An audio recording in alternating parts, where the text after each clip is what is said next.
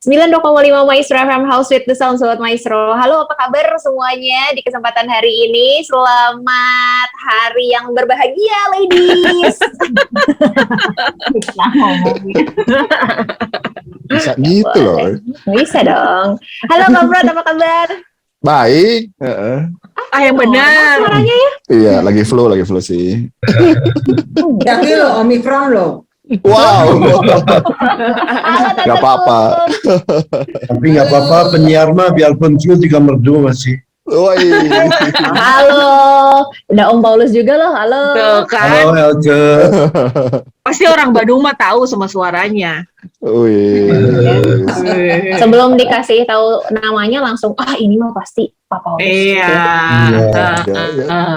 Jangan lupa di stok. Jangan lupa ada udang di balik di balik batu. Aduh, sampai gagap gini ngomong.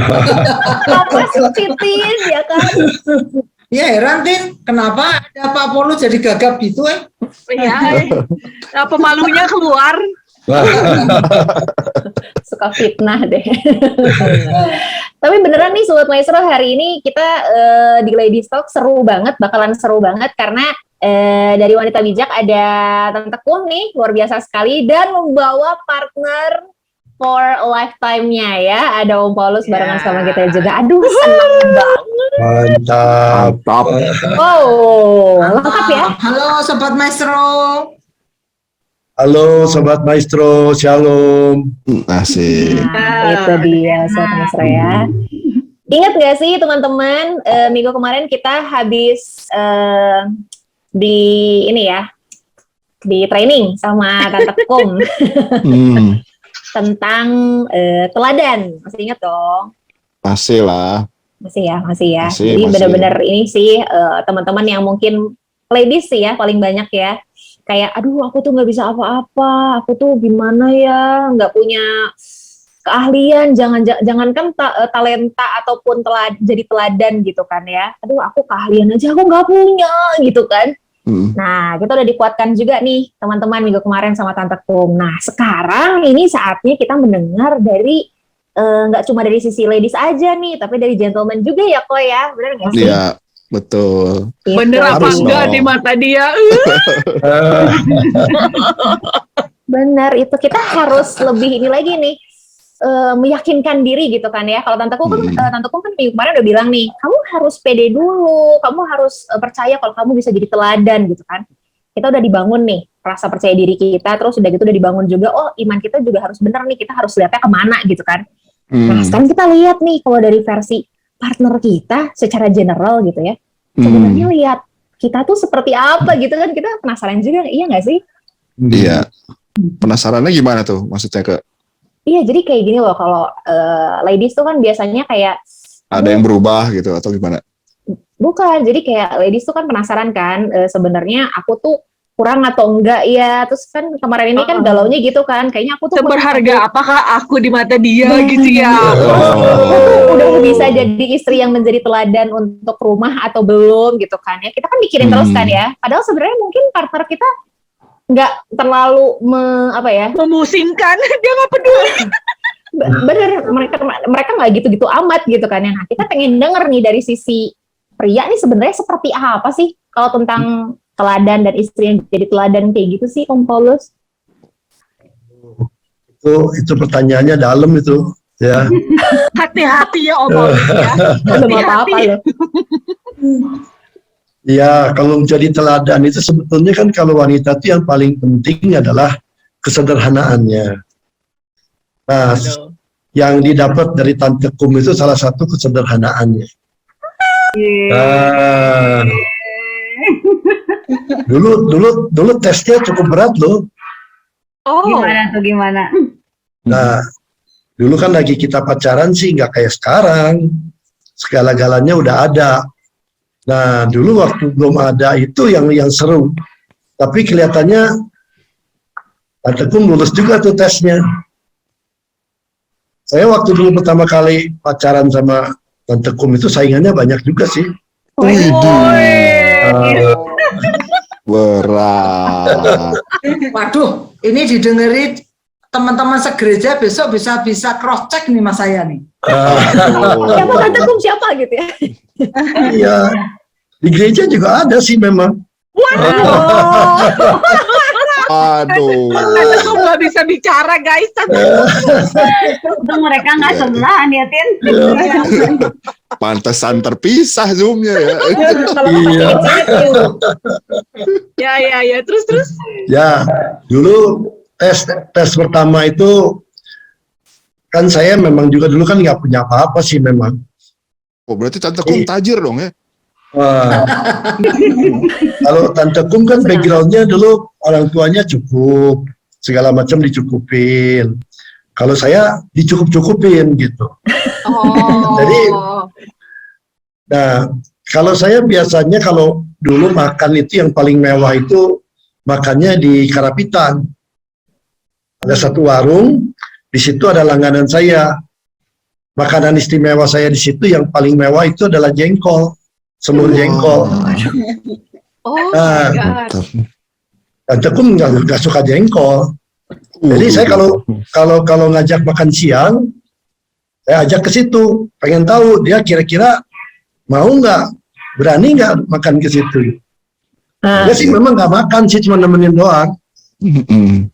Tapi dia bisa ikut. Dan saya lihat lulus. Nah, lalu kegemaran saya kedua karena dulu rumah saya di Ancol, jadi yang kedua makanan saya di warteg yang percis di tikungan itu dalam Ancol Timur. Sampai sekarang masih ada tuh. Yang panci-pancinya pakai bekas kaleng kerupuk yang udah dibakar pakai kayu bakar yang warnanya udah hitam gitu tuh. Nah, saya biasanya makan di situ paling tahu, tempe, gitu. Saya ajak makan, dia juga kelihatannya nggak berani makan sih, cuma nemenin doang gitu di sebelah saya. Karena di kiri kanan tukang beca dan sebagainya.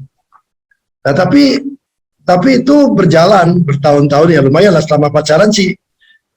Makan yang paling mewah itu di Gadu Jati waktu itu. Gadu Jati itu ada steak yang rada lumayan, steak ayamnya cukup enak, tapi cukup murah meriah gitu. Nah itu tes itu lulus lah. Jadi selama ini saya lihat dia bisa ngikutin gitu. Jadi kalau menurut saya kalau mau jadi teladan kesederhanaan itu bagus. Sampai hari ini ya Tante Kum cukup sederhana sih. Wah. Keren banget. Dia Mantap. Untung berjauhan. Kalau berdekatan saya cium tadi. Aduh, ya. Gak apa-apa sih, ini kontennya emang 18 tahun ke atas kan ya, gak apa-apa. Tapi ini ada hal unik loh ladies, maksudnya kayak kenapa laki-laki selalu melakukan itu ya ketika mau tes jodoh. Betul. Aku pun melakukan itu loh, iya. Karena gini, kalau cewek diajak seneng gampang. Iya benar. Tapi kalau diajak susah itu percobaan buat cewek. Kira-kira bisa tahan nggak dia gitu. Benar. Tapi ternyata kalau dia bisa tahan di susah, kalau seneng juga pasti gampang, udah nggak usah diajarin. Nah, cuman pola kesederhanaan ini itu penting buat anak-anak kita nantinya gitu. Karena anak-anak akan lihat kalau mamanya glamor, udah anaknya udah gak bisa ditanya deh, bisa ngeri punya gitu. Tapi kalau mamanya bisa sederhana, minimal anak-anak juga bisa terkendali. Apalagi zaman sekarang, semua serba pengennya merek, pengennya yang serba bagus. Tapi kalau orang tuanya tidak ke arah sana, paling tidak mereka ada remnya lah gitu. Itu kira-kira kalau bicara tentang teladan. Jadi teladan mulai dari diri kita sendiri, dari rumah tangga. Itu nanti larinya ke pola asuh gitu. Nah lalu kalau di tengah-tengah sekolah ada pola didik, gimana cara mendidik anak? Nah, kita mendidik anak ya memang udah janjian sih dari awal. Satu, kalau berantem jangan di depan anak. Jadi kita sampai hari ini kalau berantem nggak berani di depan anak. Kalau berantem sembunyi di belakang anak-anak gitu. Jadi anak-anak nggak boleh tahu ya kita berantem. Mereka taunya paling mereka keras aja kalau lagi diem-dieman. Tahu juga sih mereka gitu. Tapi nggak sampai derdor di depan anak, enggak lah. Kalau beda pendapat itu sih suka terjadi juga. Nah itu larinya ke pola asuh jadinya. Pola asuh, pola didik. Nah anak-anak juga diharapkan untuk tidak seperti itu gitu. Jadi mereka di sekolah. Kalau itu Om dipotong bentar, si janjiannya itu inisiatifnya dari Om apa dari Tante? Berdua, bareng-bareng. Pakat jadinya ya Pak ya. Ya kita bareng-bareng dari awal udah ngomong. Kalau ada yang berat-berat jangan sampai di depan anak-anak. Ya kalau debat-debat sedikit itu di depan anak ada, nggak apa-apa gitu. Tapi jangan lagi berantem sampai marah-marah atau ada kata-kata kasar, kotor. Sampai hari ini sih, ya puji Tuhan nggak ada lah gitu di antara mereka. Itu kira-kira dari pola didiknya. Nah lalu satu lagi disiplin. Nah, didik anak-anak, Ibu Kumala itu anti anaknya bolos. Jadi nggak pernah tuh anak-anak dibolosin. Sampai hari ini alasan apapun nggak dibolosin. Nah jadi cucu-cucu juga sekarang nggak berani bolos-bolosan. Nah itu di sekolah, termasuk ke gereja. Pola ibadah. Kita juga kalau tidak kepaksa, nggak ibadah. Jadi selalu harus ibadah. Minggu itu penting. Termasuk ibadah onsite. Kita paksakan onsite. Karena kalau dibiasakan dengan online, nanti lama-lama jadi pola kebiasaan, jadi bahaya juga. Jadi kita dorong mereka juga untuk selama masih bisa onsite, harus onsite. Tapi kalau terpaksa harus online karena situasi, ya kita tetap online. Jadi itu beberapa kedisiplinan yang kita coba terapkan di dalam pendidikan, jadi pola didik kita ke anak-anak, sampai ke cucu saat ini, puji Tuhan anak-anak pokoknya sekalipun online karena mereka belum ada sekolah minggu, jadi sekolah minggunya online, mereka tetap harus ikutan. Nah termasuk anak-anak saya, Eva, Priska juga disiplin terhadap anak-anaknya untuk pokoknya kalau minggu, sekolah minggu dulu. Walaupun online. Gitu. Nah, hafalin ayat dan sebagainya. Nah kalau kerja juga kita sama. Di pola kerja, kita juga tanamkan bahwa kerja itu harus serius, harus sungguh-sungguh. Dan berikan yang terbaik di tengah-tengah pekerjaan kita. Ya saya sampai hari ini pun masih tetap ngantor, masih tetap semangat. Walaupun sudah sedikit-sedikit dilepas-lepaskan, tapi tetap ngantor. Selama pandemi 2 tahun, saya nggak pernah online, tetap onsite. Saya datang ke kantor untuk menyemangati staff. Kalau nggak semua nanti pada mau online semua, karena udah keenakan online, udah males onsite. Tapi ternyata kalau bisnisnya saya ini memang harus onsite, karena kalau nggak onsite agak sulit closingnya. Jadi mau nggak mau tetap kita datang onsite. Nah dengan cara itu maka staff kita, manajer kita, kepala cabang kita, member-member kita mau tidak mau ya datang juga. Jadi keteladanan ini betul-betul sulit karena kita harus kasih contoh gitu. Itu yang susahnya. Jadi kita harus kasih contoh, harus kasih teladan. Kalau kita cuma ngomong doang, mereka bilang, kamu aja ngomong, enak si bos ngomong gitu, tapi nggak muncul. Tapi kalau kitanya muncul, mereka nggak muncul, nggak berani itu mereka. Betul. Nah itu kira-kira. Silakan dulu yang lain. Oh, berarti ladies dari sisi pria juga sebenarnya ada ini ya, maksudnya ada kayak bukan standar sih, jadi kayak harapan lah ya. Istriku nanti aku pengen begini gitu ya, kan dari Om Paulus tadi cerita-cerita ternyata ada dari kesederhanaannya Tante Kum kan yang dibikin kayak oh ini nih yang bikin aku jatuh cinta gitu kan istilahnya gitu. Berarti dari sisi pria juga ada harapan berarti ya.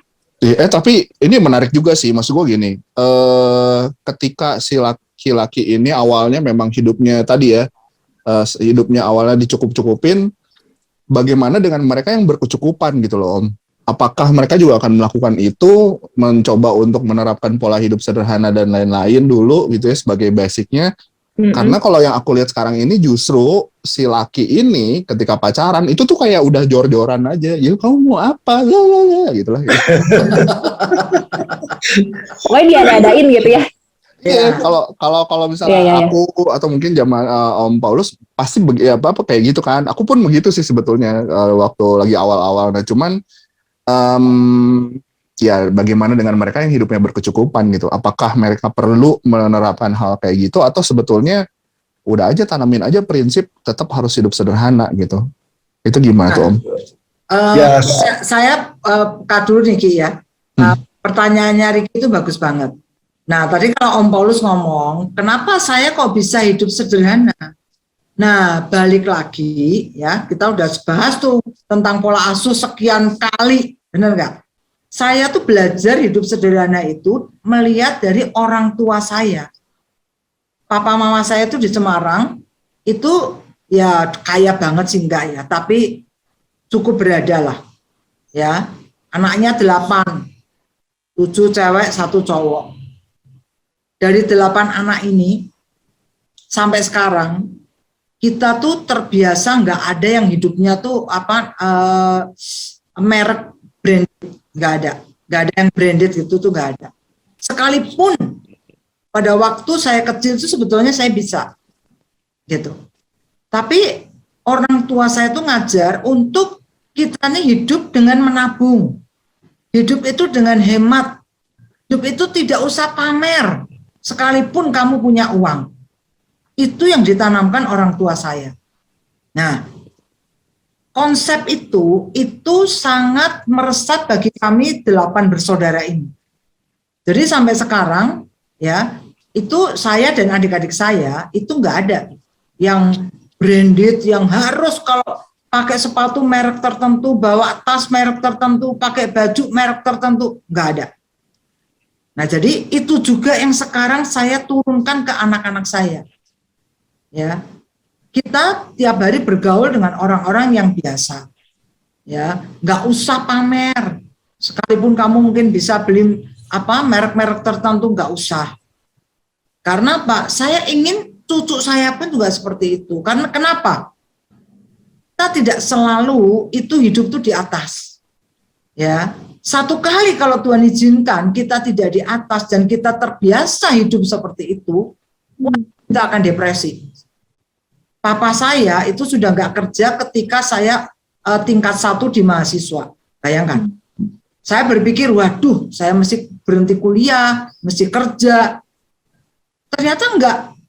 Papa saya berkata, sekalipun saya udah nggak kerja. Waktu itu usianya mungkin papa saya masih sekitar 44 tahunan lah. Saya masih tingkat 1 kok di mahasiswa. Tapi dia katakan apa? Kamu tetap kuliah sampai selesai. Papa sudah siapkan tabungan untuk kamu dan adik-adik kamu sekolah sampai selesai. Papa nggak bisa mewariskan harta, tapi Papa hanya bisa mewariskan ilmu. Cari ilmu setinggi mungkin. Dan apa yang dikatakan Papa saya itu benar-benar terwujud. 8 orang anaknya semuanya sarjana. Sekalipun kita tidak hidup berkelimpahan ya sejak papa saya berhenti bekerja. Nah itu yang saya ada dalam pikiran saya. Sehingga bagi saya ya ketika pertama kali pacaran dengan Pak Paulus ini, bagi saya sih oke lah ya mau makan di memang karena cinta ya memang susah juga ya waktu kalau masih cinta tuh semuanya memang buta sih ya. Jadi makan di warteg pun juga serasa makan di restoran terkenal gitu kan. Jengkol itu serasa semur gitu kan. Nah tapi bagi saya sih karena didikan orang tua saya seperti itu ya, jadi itu membuat saya harus bisa. Nah ke anak-anak saya pun sama. Tadi Om Paulus cerita ya bagaimana kita menomorsatukan tuh Tuhan. Bukan hanya Tuhan Sobat Maestro. Tapi saya menanamkan untuk mereka setia, loyal itu di tempat ibadah yang mereka yang saya ikuti ke gereja lokal. Ya, Zaman sekarang ini kan lagi tren nih, nggak suka ke tempat ibadah ini pindah ke tempat ibadah yang lain gitu ya, atau mungkin nggak beribadah. Bagi saya kesetiaan pada gereja lokal itu sangat saya junjung tinggi. Anak saya yang pertama itu pernah waktu di Amerika karena nggak ada denominasi gereja saya, Mas saya pengen pindah pindah ke gereja lain. Ya kalau selama kamu di Amerika, memang karena nggak ada denominasi gereja saya, terserah. Tapi begitu balik ke Indonesia, balik ke Bandung, saya mengajak mereka. Suka nggak suka, saya bilang kamu ke gereja manapun juga tuh sama, gitu. Kalau kita punya hati untuk setia, nah jadi teladan kesederhanaan, kesetiaan, ya itu harus kita wariskan ke anak-anak kita. Tambahan saya, silakan Om Paulus. Oke, nanti dari Om Paulus kita lanjut lagi ya, Sobat Maestro, karena kita harus break dulu sebentar. Ya. Ya kayak, tapi ini pertanyaan ini kita akan lanjut di sesi kita selanjutnya. Jadi jangan kemana-mana, tetap di Ladies Talk. Ladies Talk.